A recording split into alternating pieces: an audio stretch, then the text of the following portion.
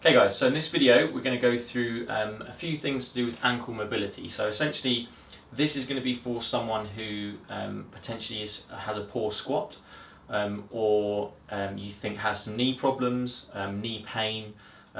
Essentially when you do your functional testing and you see someone with a poor squat, obviously there's a few different things that can cause that. What we're going to have a look at first is how you test whether it was the ankle that was an issue or one of the issues in a poor squat, and then what you can do about it. So Patrick, if I just get you to do a normal squat actually for me first, okay, so just squatting down and then back up. So as you can see, Patrick's got a pretty good squat. What might happen if he had poor ankle dorsiflexion would be that he wouldn't want to bring that knee forwards as he comes down into the squat. So if we do that again, Patrick, I'm going to get you to lean forwards with the chest.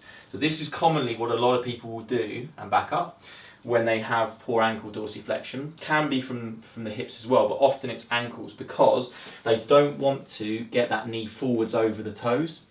And so what they do is they compensate for that by actually coming forwards through the chest in order to get lower into that squat. So if you see that, straight away I'd be thinking about possibly testing the ankles. Then what we can do from a functional test, if you see it's poor, is say, okay, let's test that. So best test you can do is, in my opinion, is a knee to wall test. And for this one, we go through that in our ankle assessment, but we're going to do a really quick version here. So Patrick, if I get you over towards here, what we're going to do is have your front foot forwards, okay, and then you're going to basically try and touch your knee to the wall without lifting your heel. And as you can see, Patrick can do that. So what we would then do is slide your foot back, and we measure essentially the big toe to the wall to see how far away you are. You go until you see the heel starting to lift, and once you see the heel starting to lift, that is your measure. That is your objective measure that you use. So if Patrick would probably be around there. Yeah, perfect. And then you would measure side to side. So then you'd have a right versus left, and you could see whether there was a discrepancy on one side of the ankle, or if it was quite poor. A lot of people will suggest between 10 and 12 centimetres from the wall for running and for doing movements like squatting is more optimal. So if you've got a really poor knee to wall test on both sides, you might want to work on ankle mobility for that client so they can get better squatting, better single leg squatting, likely to get less knee pain when they're running and doing those sorts of things as well. So what we're going to do about that, so we find that he's got a bit of an ankle restriction, we want to improve that mobility of the ankle. And again, there are other things that can cause ankle problems. There are dynamic control problems and neuromuscular problems, but today we're really going to focus on the mobility of that ankle. So, firstly, I like to use foam rollers. So Patrick, if I get you down onto your back, perfect, and then legs over the top, and then literally just going to roll through. So again, rolling through those calves. One of the things that limits the ankle dorsiflexion is those calves or tightness through the back and posterior structures. And then you can get, putting one foot on the top. I tend to tell people as well to go right up to the knee, so just into that knee, because again that's where those calves, gastroc and soleus hook into the knee. And then, perfect. And again, with that one, just doing 5 to 10 rolls, getting into there as much as you can.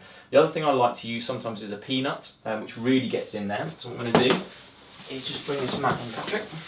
I'm going to get you into kneeling form, so just kneeling on the floor. And then if it was his right ankle, for example, that was an issue, what you could do is you can bring this peanut into the calf and then get you to sit back towards your heels, and you'll feel that massively into the calves. Okay, and then you just come forwards. Okay, so again, we're getting this release as you go over the top. And again, perfect. You can also do a single lacrosse ball into the calf in the same way that we did the foam roller as well. Okay, so that's just a little bit of myofascial release work. Then what we're going to do is actually a dynamic mobilization for the ankle joint. So we come over towards the wall again, Patrick. And then what we'll do is a knee to wall test essentially, but we're going to do different planes of motion. So the aim is going to be to have your hands against the wall, and then you're just going to bring the knee, come out to the point where you feel it's going to be more challenging, so for you probably about there, and then you're going to try and touch that wall. And you're just driving the knee in towards the wall to try to touch the wall, and then I want you to go kneecap over the outside of your foot and kneecap over the inside of the big toe. So again, what we're creating there is different planes of motion. We're going to be stretching these posterior structures in a different way as he goes to those different in that different angled point, basically. Perfect. Okay, then we're going to come into a press-up position. And what we're going to do is a variation on the downward dog. So we're going to come up into that position like that. Perfect. Hooking the left foot behind the right foot. Yeah, or right foot behind the left foot's fine. And then pushing that heel towards the floor. Perfect. So you come up onto the toes and then you push back and down towards the floor. Okay, now let's drop the hips a little bit. So let's go lower with the hips. So bring your hands forwards a bit, Patrick. And then drop the hips lower a little bit. So now we're getting a little bit more stretch as he comes back into the calf itself. Okay, and again, we're just mobilising and dynamically stretching that calf into a dorsiflexed position. That's good. And perfect. And then one last one I want to do, which just involves a little bit more through the foot, is again a knee to wall touch stretch. You're going to come against the wall, Patrick, with your toe, big toe against the side. Perfect. And then we're getting a little bit of first ray extension. And then what you're going to do is drive that knee towards the wall. And that's get a really big stretch. Doesn't matter if you don't touch the wall, but you're just driving in towards the wall as much as you can. And again, then we're getting a big stretch through the foot. We're getting first ray extension, which is really important. And we're also getting those posterior structures of the calf. Perfect, makes sense? Cool. So, last thing we're going to do is a little bit more control work through the foot. So now we're going to get the foot working in a dynamic way where it's mobilising but also getting the muscles and neuromuscular system working hard. So Patrick, if you come into the middle, we're going to do a test called the clock. So we're going to stand on one leg.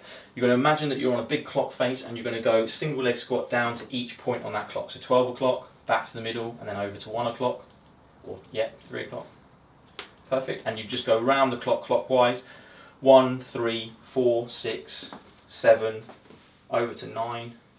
Perfect, and then across to 11 in front of you. And again, if you think about what the foot's doing, it's having to dorsiflex and supinate as he comes over to 11 o'clock. It's having to dorsiflex and pronate as he's coming across towards more 1 o'clock. And it's getting lots of different motions happening also at the hip, which again is really important. So integrates the whole system. It's much more of a functional movement, really good for runners, this sort of exercise, and works the ankle through a dynamic and mobilises it dynamically, basically. And then what we do, and again with a lot of this stuff, I really am a big fan of test-retest. So we tested the ankle at the start, and we tested it with function at the start. So we tested his squat. So with your clients, again, Patrick has a pretty good squat, but what we'd say is, okay, let's have another look, Patrick. Let's get you squatting again. So get you squatting down, and we'd see how does it look. Is there less excursion forwards of his chest?